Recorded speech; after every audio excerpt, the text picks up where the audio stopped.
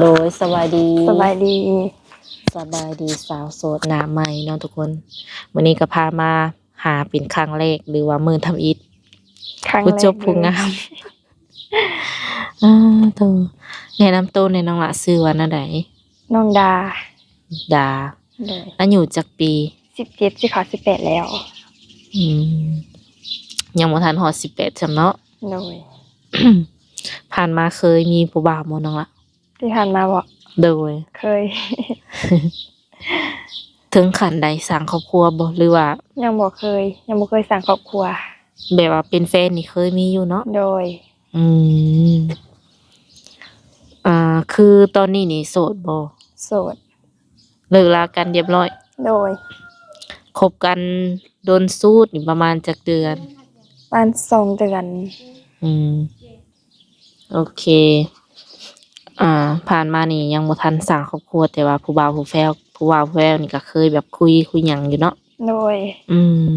ตอนนี้นี่แบบว่าความรู้สึกเป็นแนวใดคือแบบอยากออกมาเปิดใจรู้สึกแบบว่าอยากมีคนดูแลซัพพอร์ตโดยเปิดใจหาคนคุยคนซัปพอร์ตซื่อๆบ่หรือว่าอยากได้แบบเป็นคู่ชีวิตเลยโดยอยากได้เป็นคู่ชีวิตเลยเนาะ น้องละเฮ็ดหยังอยู่ตอนนี้ตอนนี้บ่ได้เฮ็ดหยังอยู่บ้านซื่ออืมเข้าโรงเรียนเด้ๆบ่ได้เข้าแล้ว ออกแล้ว โดยจบเรียบร้อยบ่หรือว่าตั้งออก บ่ได้จบตั้งออก เป็นแนวใดฮอดห้องได้จังออก บ่สิบ่มีคนเฮ็ดนาใส่พ่ออืมหากหนังสือนี้อ่านได้อยู่บ่น้องละพออ่านได้อยู่ภาษาลาวภาษาไทยเด้ได้อืมถือว่าสื่อสารกันได้อยู่เนาะโดยบ่ได้เรียนแบบว่าจบสูงแต่เฮาก็สามารถอ่านออกเขียนเป็นโดยปัจจุบันนี่ก็อยู่บ้านแล้วล่ะบ่โดยบ่ได้เฮ็ดงานหยังบ่ตั้งแต่ใหญ่เป็นสาวมานี่บ่เคยไปไทยบ่ บ่เคย อยากไปอยู่บ่น้องล่ะโดยอืมแบบว่าถามพ่อถามแม่เพิ่นก็อยากให้เฮาไปหาเงินอยู่ไทยอยู่บ่โดยแล้วคิดว่าแนวใดคิดว่าสิไปปีใดประมาณปีหน้าคันยังบ่มีคู่นี่ก็สิไปหาเงินบ่ โดย คันมีคู่ก่อนนี่ก็สิเอาก่อนบ่ ก็น่าจะแม่น เคยเปิดใจแล้วบ่น้องล่ะบ่ อันนี้เป็นครั้งแรกบ่แม่นยังอยากตื่นเต้นอยู่เนาะ ชิวๆเนาะคือเฮาแบบคุยกันเล่นนี่ได้เนาะโดยครั้งแรกยังบ่เคยเปิดน้ำส่องใดสิบ่โอ้ยันว่าเคยแบบถูกสัมภาษณ์มาแล้วจากช่อง2ช่องจังซี่นะ พร้อมแล้วบ่พร้อมที่จะแบบคุยกับผู้บ่าวแล้วบ่ โดย จากที่ว่าโทรศัพท์เงียบนี่ก็อาจสิแบบว่าติ๊งๆตังๆแน่เนาะบัดนี้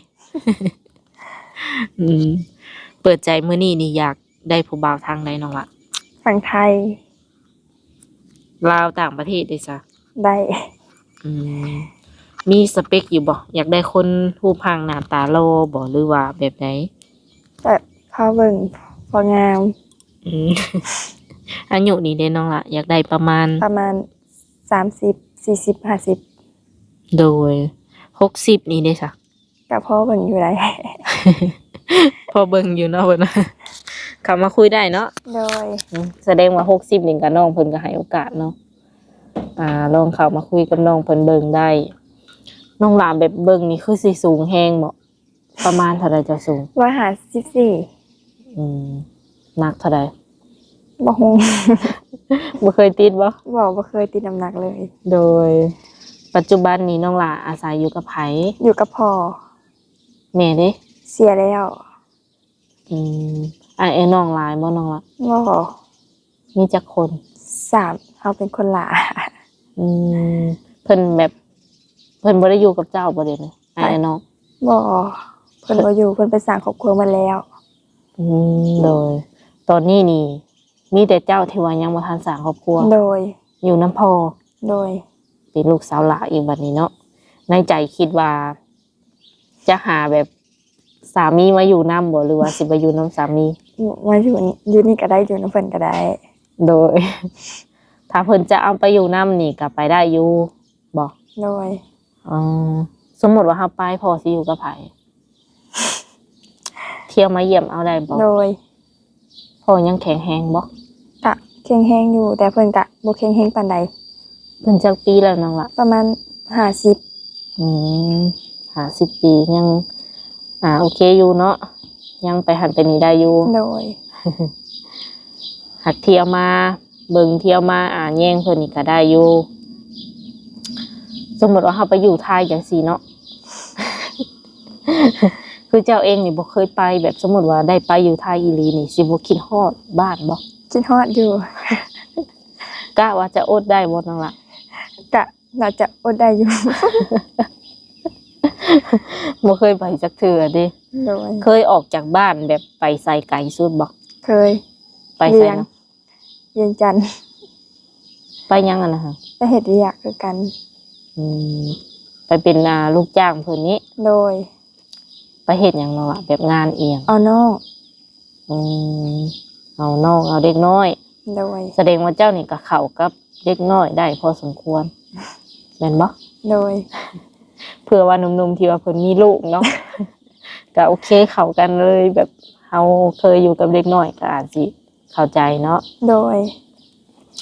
มักอยู่บ่ผู้ชายแบบว่าเป็นพ่อห้างพ่อหมายมีลูกติด ก็ได้ เจ้าบ่ได้ติบ่ที่ว่าเพิ่นเคยสร้างครอบครัวมาแล้ว บ่ รับได้อี โดย รับได้อีหลีเพิ่นว่าอืมคันว่าลูกเพิ่นรับเฮาได้เฮาก็รับเพิ่นได้เนาะ โดย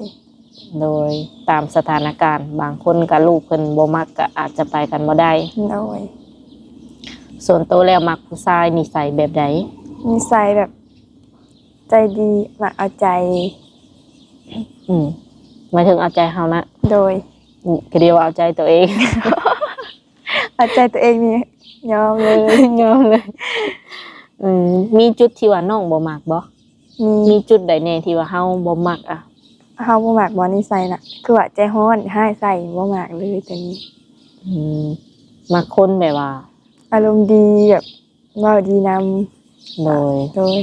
บัดโตของน้องเองนี่เป็นคนแบบประมาณใด ของเฮาแบบอารมณ์เย็นสุดเลย แม่นบ่ โดย เย็นสุดเลยเพิ่นว่าส่งสิหายบ่เป็นเนาะ โดย หายเป็นอยู่บ่ บ่เคยให้ไผเลย เออหมู่คู่นี่ได้แบบอยู่บ้านอยู่อย่างหลายอยู่บ่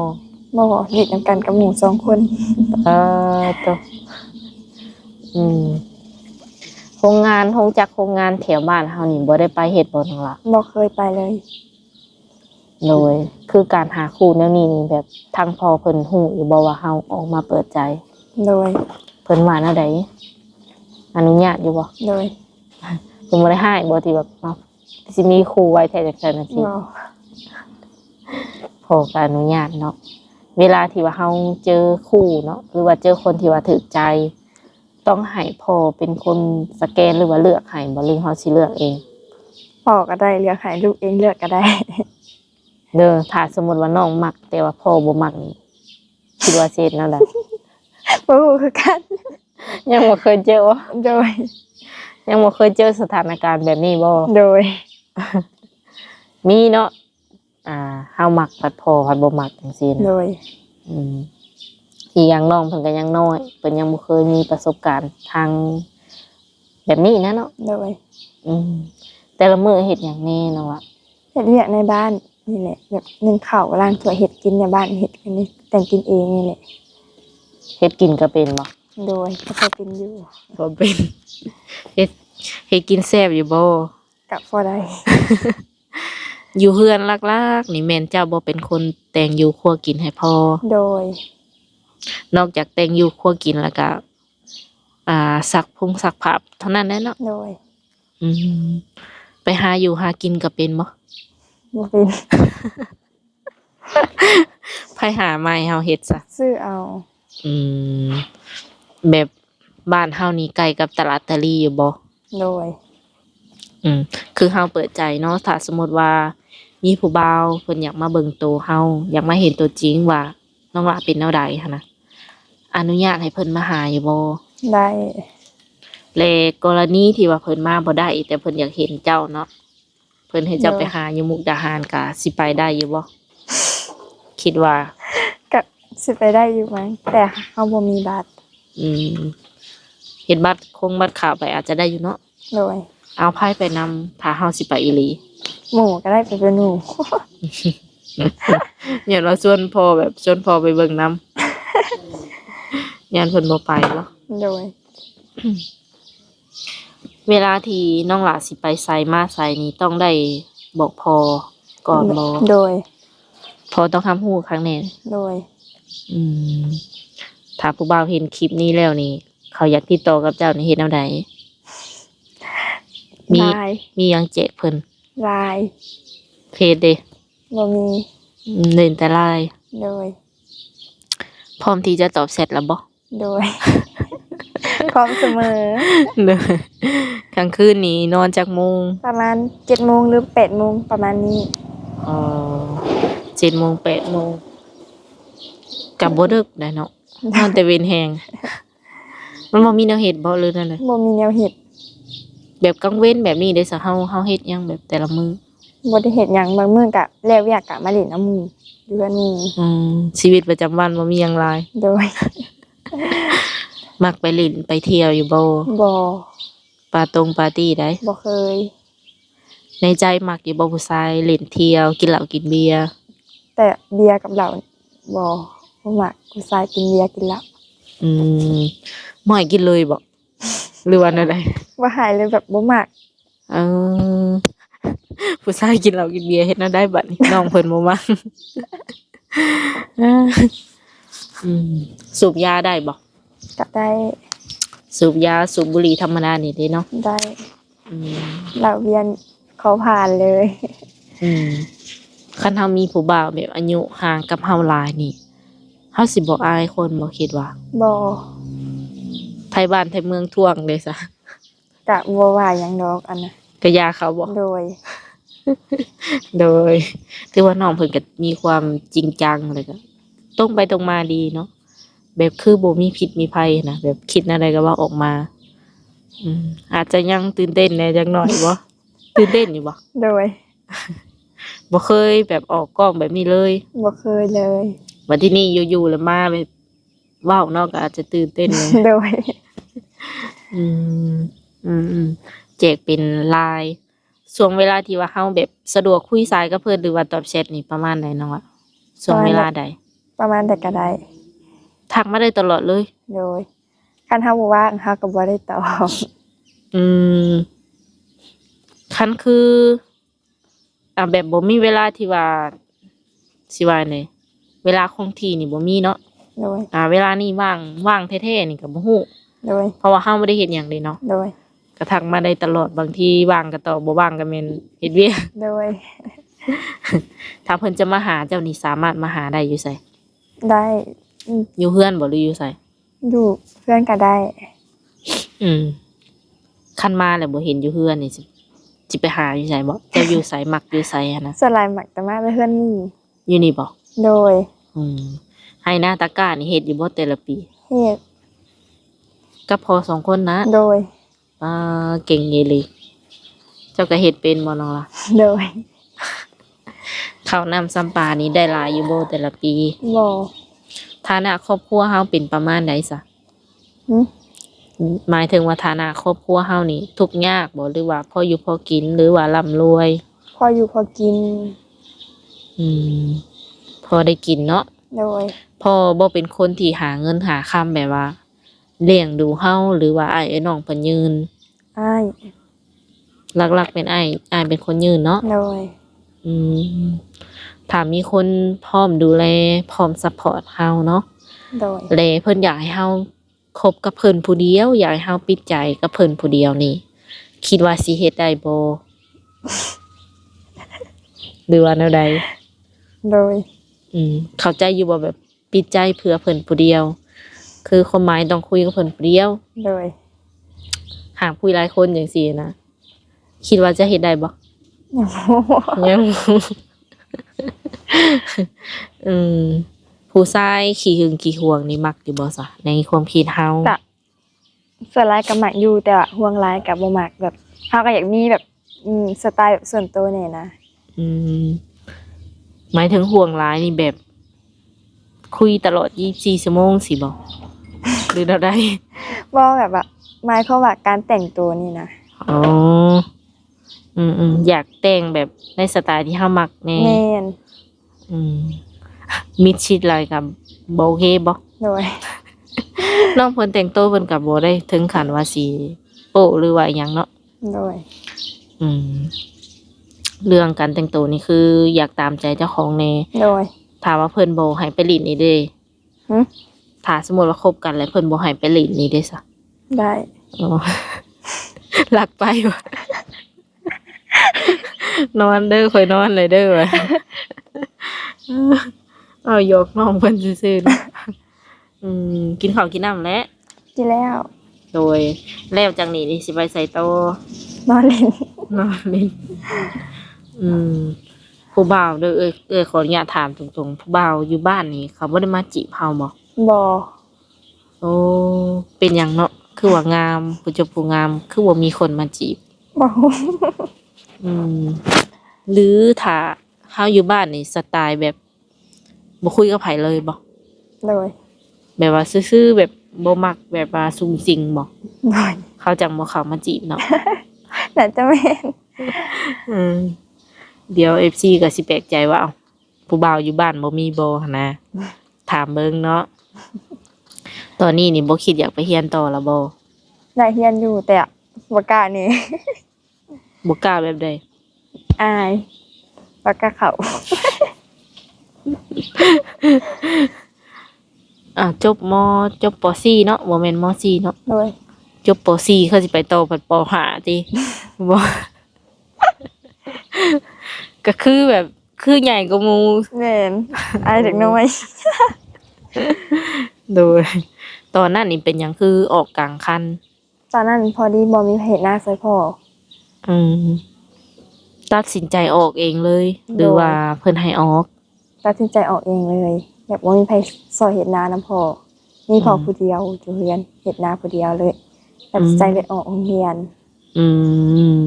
แม่เพิ่นจากเฮาไปได้จักปีแล้วน้องล่ะ แม่จากไปตั้งแต่เฮา11 ปี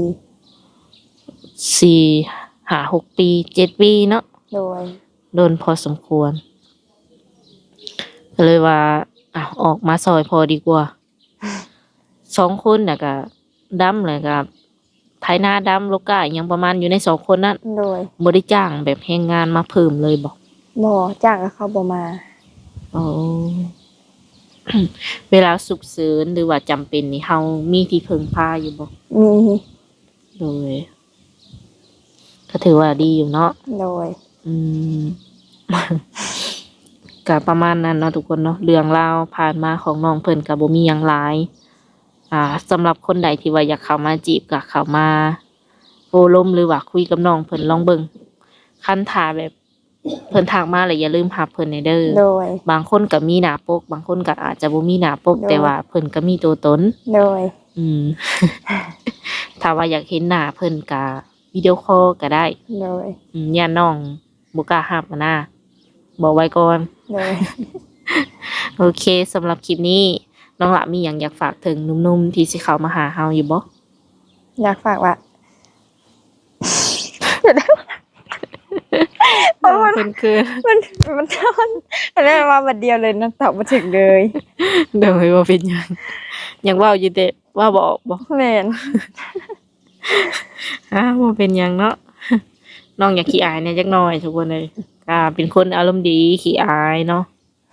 ลองเข้ามาคุยกับเพิ่นเบิ่งคันว่าถึกอกถึกใจก็คบกันเนาะ โดย โอเคสำหรับคลิปนี้ทางสาวบนเปียงก็สิได้ขอตัวเจ้าไว้ก่อนมื้อหน้ามื้อในค่อยว่ากันใหม่เนาะ โดย โดยสบายดี สบายดี